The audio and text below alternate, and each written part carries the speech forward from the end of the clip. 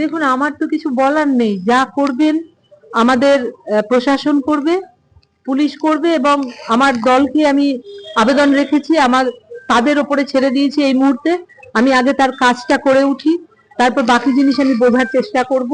আমি শুধু শুনছি এর কথা, ওর কথা, তার কথা, কিন্তু আমার মনে হচ্ছে এদেরকে যেন শো করে আমার আসল লোক যে তাদেরকে যেন লুকিয়ে না রাখা হয় কোনো ভাবে, সেটা যেন দেখে পুলিশ। কাউকে লুকানোর চেষ্টা কোনো প্রলোভনে, কোনো পাওয়ারের এতে যেন না করে। কারণ এটা খুব সত্য কথা, যেভাবে তাকে মেরেছে এটা খুব সাধারণ কথা নয় যে কোনো সাধারণ মানুষ বা কোনো ছেলেরা করেছে। যারা করেছে তারা তো অবশ্যই অপরাধী, কিন্তু যাদের মাথা থেকে এসে এই জিনিসটা হয়েছে তাদের ধরার আবেদন আমি রাখছি। আসল লোকগুলোকেও বার করুক, এদেরও ধরুক, এবং সাথে সাথে আসল যারা আছে তাদেরকেও বার করুক। আমার কাজ শেষ হলে আমি দিদির সাথে দেখা করতে যাব, নেত্রীর কাছে আমি পৌঁছবো, আমি আমার কথা বলবো।